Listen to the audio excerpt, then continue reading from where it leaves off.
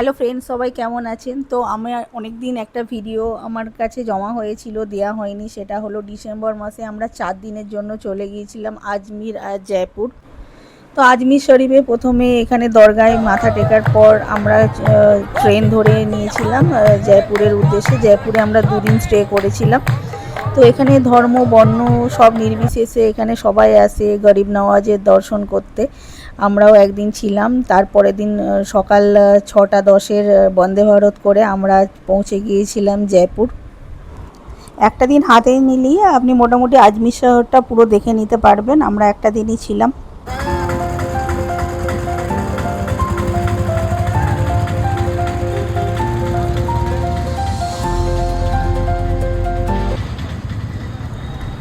December মাস, এখানে সকালবেলা প্রচণ্ড ঠান্ডা থাকে, প্রায় 9 ডিগ্রি টেম্পারেচার ছিল যখন আমরা আজমির স্টেশনে পৌঁছাই। তো এখান থেকে বন্দে ভারত নিয়েছিলাম 6:10। তো বন্দে ভারতে আমাদেরকে অনলি টি সার্ভ করা হয়, কারণ নেক্সট স্টেশনটাই ছিল জয়পুর। 7:45 মধ্যে জয়পুর পৌঁছে গিয়েছিলাম আমরা।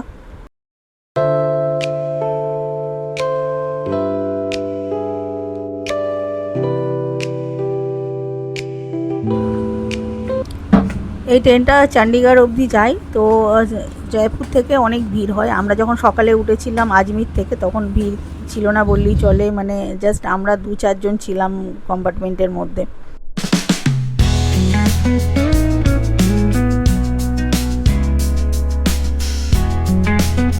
ভোর থেকে সকাল হওয়া দেখতে দেখতে আমরা পৌঁছে যাই জয়পুর স্টেশনে। এখানে আমরা 7:45 পৌঁছে যাই। আর টেম্পারেচার দেখাচ্ছি, টেম্পারেচার কত ছিল। টেম্পারেচার ছিল 10, সকালবেলা 10 ডিগ্রি।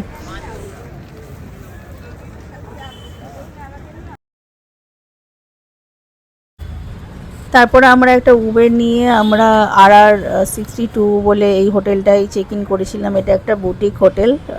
হোটেলের ভিউ পরে যদি থাকে আমার ক্লিপ আমি দেব। এরপর আমরা একটা গাড়ি ভাড়া নিয়ে সাইট সিনে চলে যাই। এখানে গিয়েছিলাম ফার্স্ট আমরা ডে 1-এ গিয়েছিলাম আমির ফোর্ট।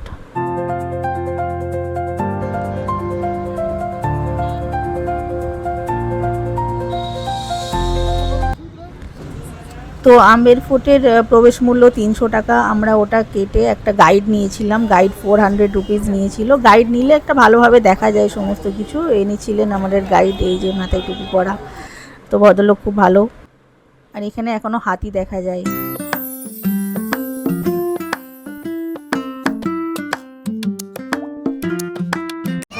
आप कभी भी जयपुर में विजिट करने आते हैं तो यहाँ पे कभी भी कोई भी मोनूमेंट्स क्लोज नहीं मिलेगा आपको। चाहे कितना बड़ा फेस्टिवल हो, फंक्शन हो, हॉलीडे हो, वीकेंड हो, या कितनी बड़ी मूवीज़ वगैरह का शूटिंग चल रहा हो। आप लोगों ने बाजीराव मस्तानी मूवी देखी होगी, उसका भी शूटिंग यहाँ हुआ है। मगध हीरा। তো ফোর্টের ভিতরে ছিল দেয়ানি আম, দেয়ানি খাস, এটা পরপর দুটো ছিল। আর দেখেছি শীষ মহল, তো ওটাও পরে দেখাচ্ছি। আর এখানে দেখুন হাজার হাজার পাখি মানে উড়ে যাচ্ছে, সবাইকে এন্টারটেন করছে এখানে যারা গিয়েছে। তো এটা আমার ভীষণ ভীষণ ভালো লেগেছে।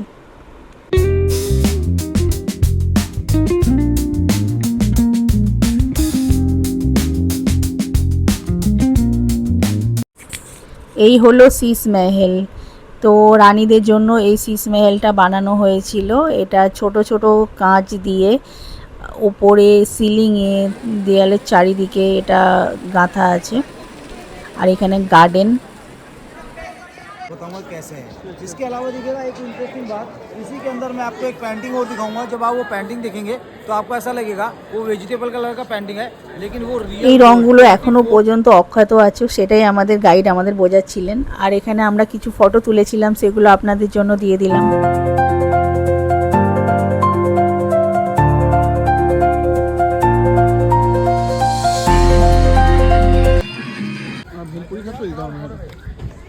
আম্বের ফোর্ট থেকে বেরিয়ে আমরা গিয়েছিলাম নাহারগড় ফোর্টের এন্ট্রি।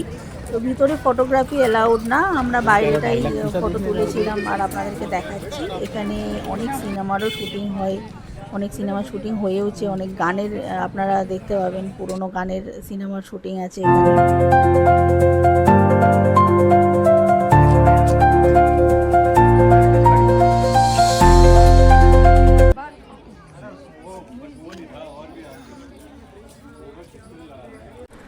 নাহারগড় ফোর্টের ওয়াল থেকে ভিউ পয়েন্ট থেকে আপনারা পুরো জয়পুর শহরটা দেখতে পাবেন। এখানে পুরো শহরটা দেখা যায় এখান থেকে। অনেক কষ্টে আমরা একটুখানি ছবি তুলে নিয়েছিলাম এই ভিউ পয়েন্ট থেকে, সেটা শেয়ার করছি আপনাদের জন্য।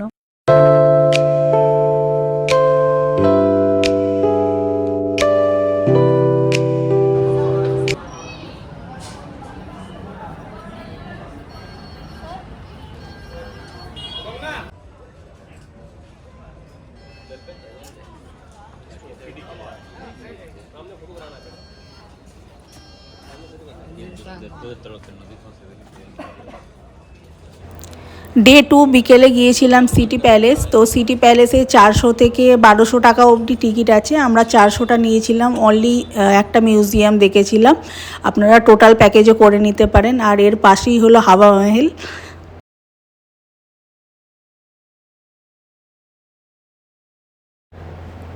হাওয়া মহলে বিকেলবেলা বা সন্ধ্যেবেলা যাওয়ার চেষ্টা করবেন। সামনেই একটা টাট্টু ক্যাফে বলে আছে, ওখানে খুব ভিড় হয় ফটো তোলার জন্য। তো ওখানে ফটোগুলো ঠিক এরকম এসেছিল, একটু দেখুন।